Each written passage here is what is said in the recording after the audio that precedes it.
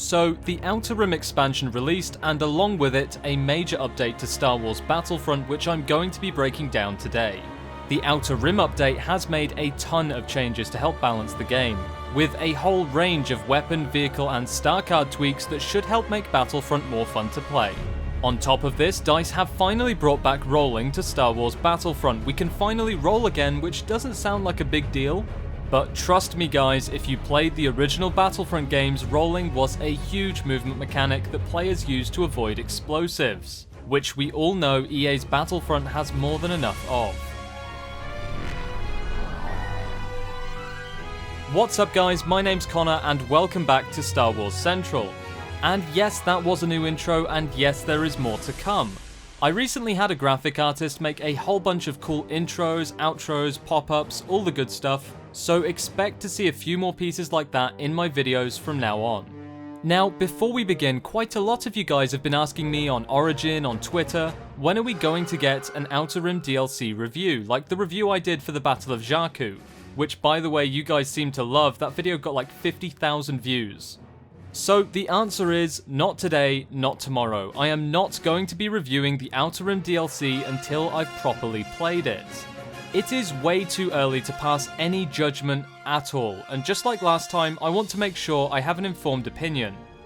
When the Battle of Jakku DLC released back in December, I saw tons of review videos from loads of YouTubers, gaming news sites, podcasters, and just random people, where they'd had a few games, maybe downloaded and played it for 1 or 2 hours, experienced not even 10% of what it had to offer, and slapped a score on, called it a day, upload video, job done. This really annoys me. There is no way you could have possibly given a real review on the DLC. It's just really dishonest to the community, like so many news sites slap a score on and start shouting their opinions when they've not even played it enough to formulate their own opinion. So instead, I made a review video that didn't give it a score out of 10 or some sort of gimmick, but just went over the strengths and weaknesses of the DLC. And of course, what DICE could do to make it better next time. So I figured that's what I'm gonna do with the Outer Rim DLC, so expect that video in maybe 4 to 5 days. I just want to make sure I can experience fully the Outer Rim DLC, that way I have an informed opinion to share with you, and it's a real review based on real gameplay experience. Anyway, let's finally get started on today's video, which is breaking down this huge Battlefront update. So, as I said before, Battlefront has had another major update, and our community manager, Sledgehammer, has posted a huge list of changes and tweaks that DICE have made to the game to the Battlefront forums, which is obviously what I'm going to be breaking down today. So we've got 4 major changes to Star Wars Battlefront to break down today. First up, we've got combat role, then we've got the new Hutt Contracts and the multiplayer playlists, and finally, the new team balancing that should help make games fairer and more balanced in the future. So let's get started with combat role. As many of you guys will remember, rolling in the original Battlefront games was a huge movement mechanic. Whether it was getting away from thermal detonators or just avoiding blaster fire, the ability to roll was a huge feature that players used all the time. And unfortunately, when Battlefront released, you couldn't roll as your character, which disappointed a lot of the original Battlefront players like myself. Well, here's the good news. DICE finally added rolling, and whilst it's not as crazy and as fast as the previous Battlefront games, it is still incredibly useful for avoiding explosives, whether it be thermal detonators or impact grenades, especially on these new close quarters maps like Jabba's Palace and Refinery. The ability to roll is going to seriously impact the effectiveness of grenades and close-range weapons, which is a very good thing. It's something I like to call removing the cheese. Cheesy things like getting constantly killed by grenades, instant kill weapons, the scattergun, stuff like that. The ability to roll is going to give you way more options to avoid high damage weapons and to change your style of play. Now, you may be asking, well, Connor, you've talked about it, so how do I roll? Well, on PC you can roll by pressing Alt. You just tap it with your thumb and you can avoid most grenades thrown your way. Provided you've got decent reflexes of course, and maybe not the thermal imploder unless you are insanely fast and already on the edge of its explosive radius. And for Xbox controllers you double tap B, and for PlayStation controllers it's the circle button. I love that DICE are listening more to the community, and seeing older features like combat roll being added goes a long way to building trust and understanding with the community.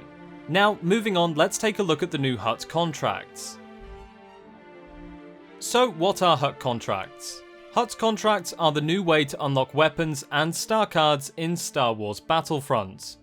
You pay for the contract that is for one of the new weapons or star cards, for example the Dioxis Grenade, then you have to complete the challenge to actually unlock the new item.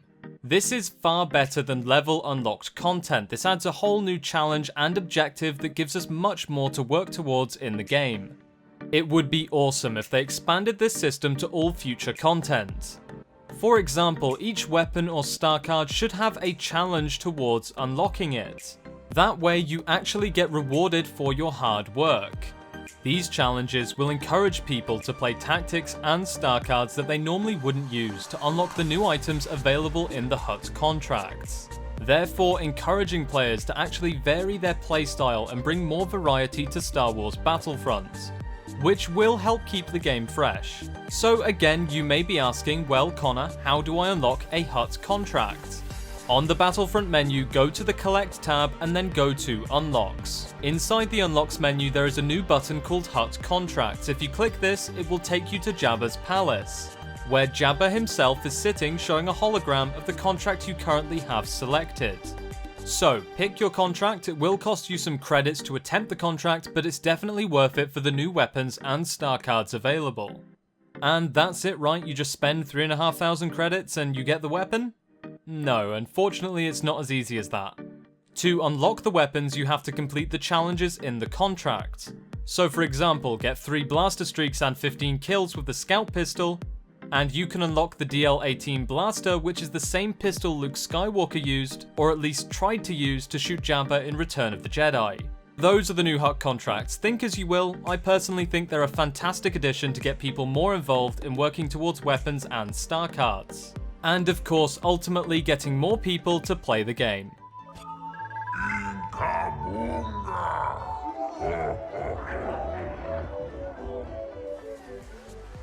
Now, moving on to playlists.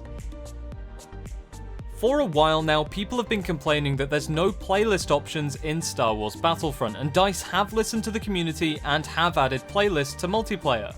Now, a few of you guys are probably sitting there thinking, what are playlists and why do we need them? Basically, the majority of players hop on Battlefront, load up Walker Assault or Heroes vs Villains, and then don't really leave until they close the game. So instead, a playlist allows players to choose the size of game mode that they want, and then each game it cycles between the different game modes. That way you can select the 40-player mode option and the game mode will change between Fighter Squadrons, Walker Assault, Supremacy, all the good stuff. This means we don't have to constantly return to menu just to find a new game with a different mode, and it also means that we should be able to find games for the less popular modes more easily. On top of this, there is a new Outer Rim playlist that is exclusively Outer Rim maps only.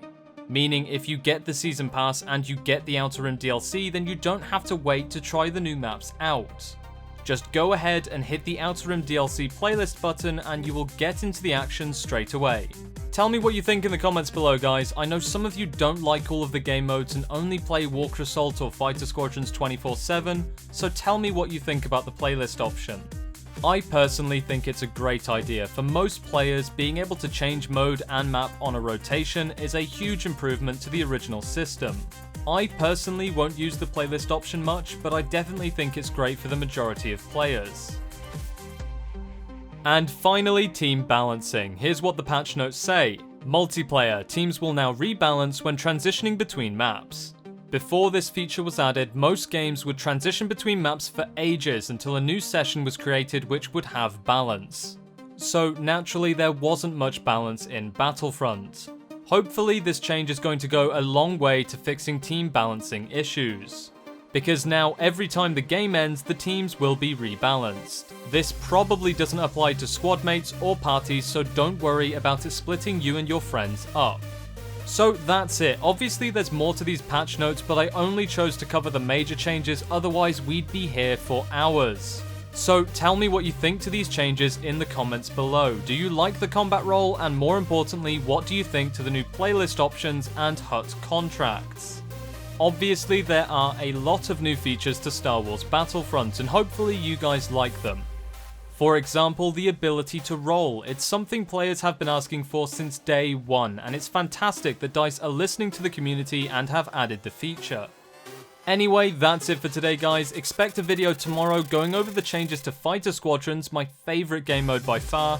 I have a special intro to that video that I hope you guys enjoy. It's a little silly, but I'm still excited to see what you guys think. Also, expect a review of the Outer Rim DLC within 5 days or so. I need to play the DLC more and get a feel for its content before I review it. Anyway, that's it. Thank you so much for watching guys. I'll see you next time, and may the Force be with you.